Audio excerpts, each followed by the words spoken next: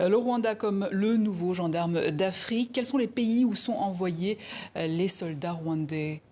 Alors historiquement, à part évidemment la RDC qui fait débat compte tenu du rôle de l'armée rwandaise en soutien au M23, c'est essentiellement la Centrafrique, le Mozambique et aujourd'hui en cours de déploiement une prémission au Bénin pour combattre les groupes armés djihadistes. Et depuis quand?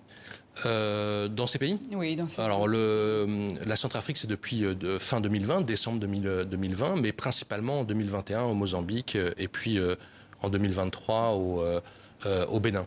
Mais précédemment, il y a toute une diplomatie militaire à travers les opérations de maintien de la paix qui a été déployée par le Rwanda depuis les événements tragiques du génocide des Tutsis au Rwanda, qui a permis au Rwanda de se projeter à travers de nombreux pays africains touchés par des conflits, à travers des opérations de maintien de la paix, que ce soit de l'Union africaine ou des Nations unies. Et là, il y a le Soudan, le Sud-Soudan et d'autres pays, la Centrafrique bien sûr en 2014, avec le conflit qui a touché la Centrafrique, et ce qui a donné au Rwanda une capacité non seulement d'action, une montée en puissance aussi de son armée, mais aussi une capacité à former ses troupes pour opérer au sein des opérations de maintien de la paix.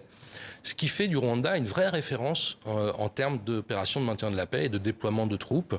Et on le voit assez bien aujourd'hui au Mozambique, où les troupes rwandaises sont, disons-le très clairement, bien mieux acceptées que les propres forces mozambicaines par rapport aux populations civiles. Donc l'idée, c'est des solutions africaines pour les problèmes africains. C'est ce que vous C'est le dites grand dans slogan, votre papier. c'est évidemment le grand slogan de Paul Kagame qu'il met en œuvre aussi à travers cette stratégie de ce qu'on appelle de diplomatie militaire, qui évidemment est compensée et mise en danger, en échec, par le rôle du Rwanda au Congo et en soutien au M23. Quand vous dites diplomatie militaire rwandaise, c'est quoi au juste? C'est le fait de déployer des troupes pour assurer la sécurité des populations civiles. Les troupes rwandaises sont reconnues pour leurs compétences, leur professionnalisme. C'est des troupes, et il y en a rarement, qui ne sont pas accusées de crimes sexuels ou de crimes graves dans leur déploiement.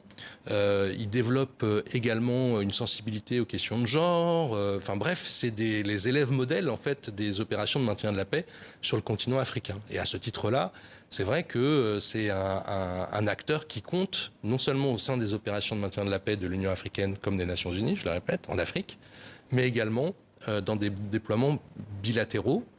Et là, qui sont évidemment beaucoup plus sujets à question, parce qu'ils font aussi la sécurisation de régimes, en Centrafrique par exemple, mais également de sécurisation d'intérêts économiques au Mozambique, dans le nord du Mozambique, dans le Cabo Delgado, où il y a des intérêts économiques très importants, notamment avec les projets de Total, d'ExxonMobil, qui sont des projets stratégiques aussi bien pour ces pays que pour le Mozambique, évidemment.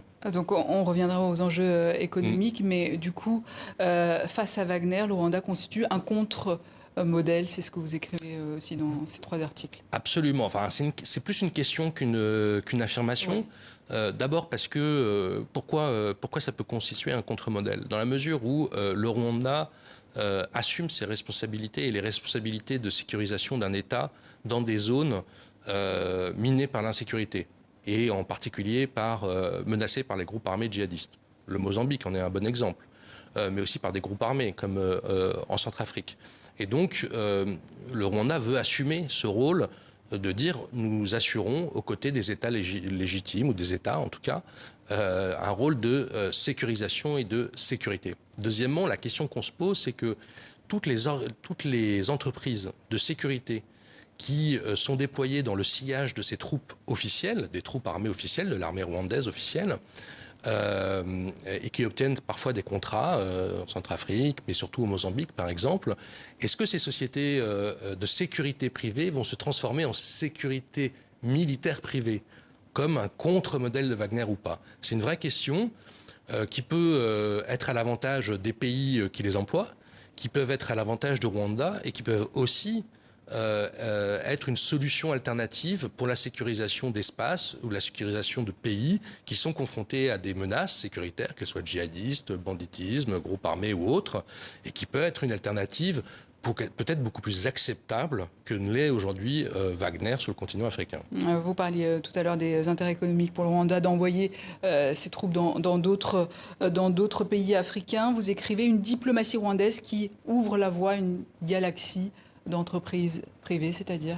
Alors ça, c'est la spécificité du modèle rwandais, c'est que en projetant ses troupes, elle projette aussi ses entreprises, ses entrepreneurs.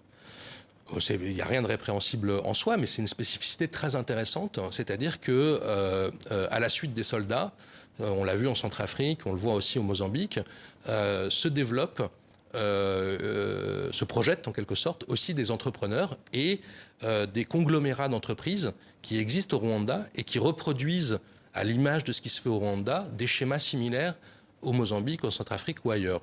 Et donc, il se propose pour prendre des marchés dans le BTP, dans la sécurité, dans l'agriculture, dans des domaines extrêmement variés.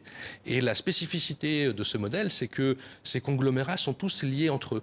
Et donc, vous avez des entreprises de sécurité, par exemple ISCO, qui est une très grande entreprise nationale au Rwanda, qui a sa filiale au Mozambique.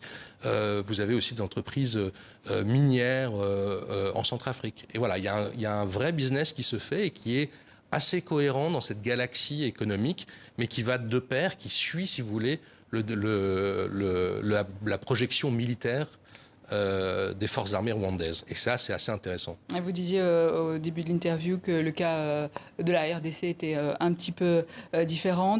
Justement, les troupes rwandaises ne se sont pas invitées à la demande du pays en RDC. Mais vous écrivez, je cite, « De nombreux rapports d'experts et de chercheurs ont montré comment le Rwanda, sous couvert du combat contre les anciennes forces génocidaires réfugiées en RDC, s'est ménagé un accès constant à ces richesses naturelles pour les exporter. » C'est évidemment la face cachée de cette success stories et de cette solution africaine aux problèmes africains défendue par Paul Kagame, qui trouve, on l'a vu, de vrais débouchés en Afrique et qui répond à de vrais besoins.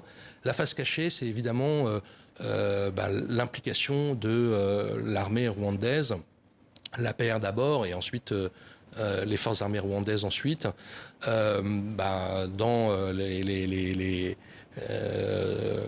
les différentes guerres congolaises d'abord, et puis ensuite les actions de prédation. Et alors, il faut bien comprendre aussi comment ça se déroule. C'est-à-dire que cette fonction de l'armée rwandaise à intervenir en dehors de ses frontières, elle se fonde sur deux principes essentiels. D'abord, éviter qu'un génocide ne se reproduise, et deuxièmement, faire le constat que la communauté internationale n'est pas venue en aide au Rwanda en 1994. Et donc, pour se prémunir de ces deux solutions, le Rwanda a constitué une armée efficace, mais qui est en capacité de se projeter. Et dans sa projection en RDC, dans son étranger proche, comme on dit, évidemment, ça crée de très grands conflits géopolitiques.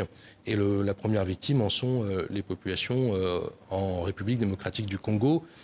Et du coup, ça assombrit le bilan du Rwanda dans sa volonté de participer à prévenir les génocides dans d'autres pays africains, à prévenir les exactions contre les civils. Merci Florent Géhil. Je rappelle donc le titre d'un de vos articles, Le Rwanda, un nouveau gendarme africain, paru sur le site internet afrique21.info.